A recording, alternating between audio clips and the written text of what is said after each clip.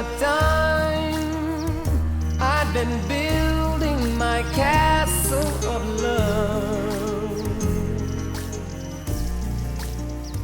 just for two. Court's in session.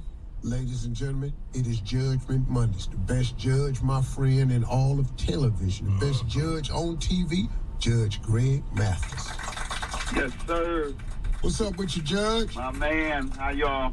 Well, we good. You ready to get it done? Let's do it. Shirley, let's go. All right, let's go to line 2 and talk to Trisha out of the Bronx, New York. Trisha, say hello to the judge. Good morning, Judge. Good morning. How can I help you? And good morning, everyone else. I'm calling in because a few years back, I was arrested. I was intoxicated, and there was a crime committed, and I was questioned, but I was so intoxicated, I couldn't answer their questions. So they basically were trying to say that I hid in an investigation. You did what about the investigation? I'm sorry. They said I was prohibiting I wasn't answering Obstructing justice, perhaps? Yeah. Mm-hmm. So the original document they gave me said something like disturbing the peace or something. Mm-hmm. When I went to go for the court, it was sent to a grand jury because when the cop put it on the paper, he put it as a felony that I had an explosive device. Mm-hmm. So I have my original document, and it was eventually no bill, but it is on my record as a felony. That was, Yes, and you were acquitted or not charged. Yeah. Ultimately, yeah, that happens a lot, and that's unfortunate. You should be able to have that expunged too. In most states, you can. You don't have to wait 5 years. You can go immediately and request an expungement from the same judge. You shouldn't have. From the prosecutor's office. In some states, it's the police department. Try either one or both, and what you'll be doing is requesting that your fingerprints be returned and that it comes off of the police scanner, if you will, or the police records, both the FBI records, if they pass them on, the state records, and to the police department. Do those 3 things. That's what all you brothers and sisters who get arrested but not prosecuted must do, because it will appear on your record as an arrest, and that hurts you almost as much as an actual conviction. Sorry to hear that, but pursue that to the end. Well, I want to know if I could sue the police department because I doubt if you can sue them. No, hell no. in spite of the improper That happens all the time, man. False arrest. I doubt if you can sue them. Yeah. What was you drinking? But now let me ask you a question. Are you still drinking? Not as much. Not as much. See, that's ignorant. That's flat out ignorant. If anything you should have came away with, you needs to quit drinking for good. You should not let alcohol in your body, because it done created a huge problem for you. Sometimes God just give us a warning shot. Now, come on, man, what you still drinking for? I hear that. I'm working. How old are you, baby? I'm 25. Stop drinking. Yeah. It don't do you no good. It has served you wrong all the time. How many bad relationships you done been in because you was drinking? Probably one too many. See right there? You need to stop drinking, because you done been with men from drinking. You done been to jail from drinking. You got a damn police record from drinking. The message for you in all of this, sweetheart, and this is all sincerity, you should stop drinking, socially or any other way. All right, Trisha.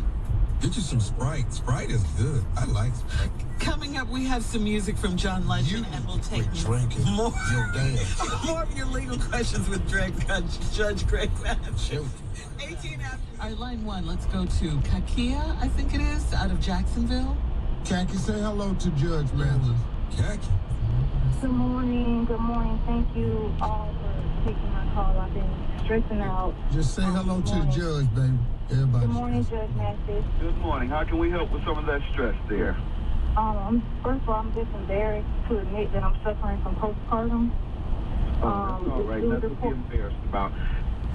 It was reported to the state that I placed my 2-month-old on the porch while I went inside to try to commit suicide.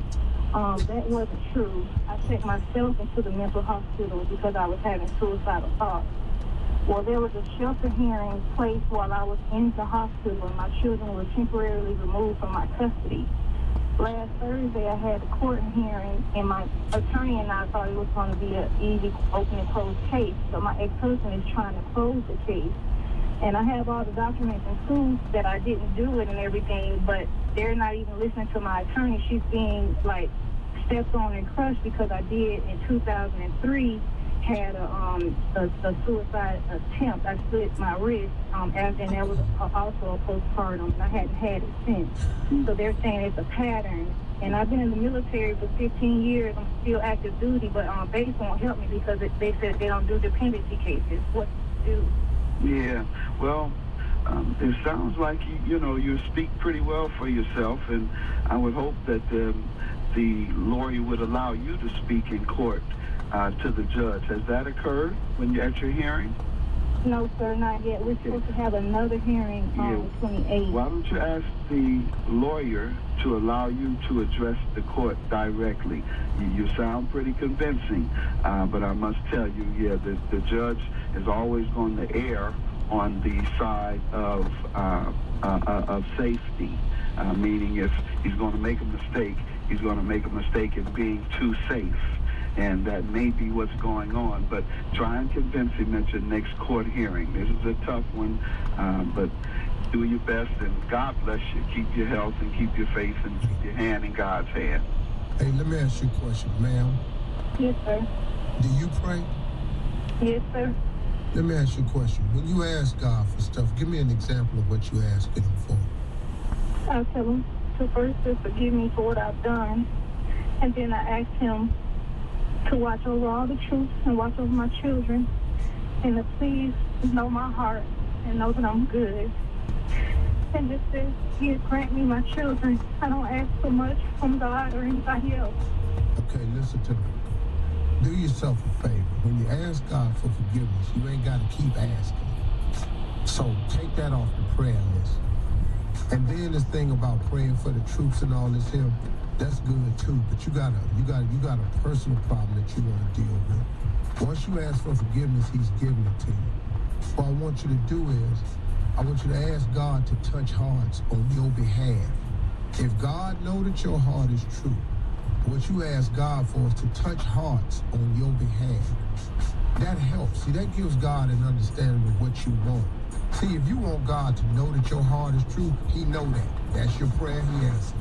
You want him to watch the troops, that's your prayer, he answers it. You ask for forgiveness, he asks that.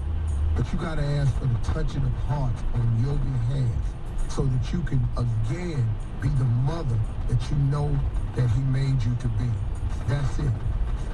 And then you got to cut a deal. You got to make some promises to him about what you ain't going to do. All this suicide stuff, that ain't nothing but the devil telling you ain't got the strength to make it.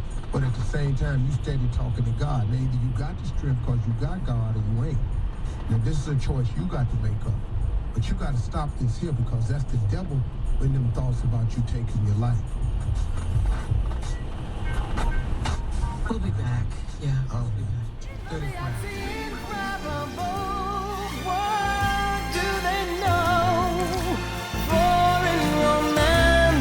What you love needs is a chance, and maybe with a chance you will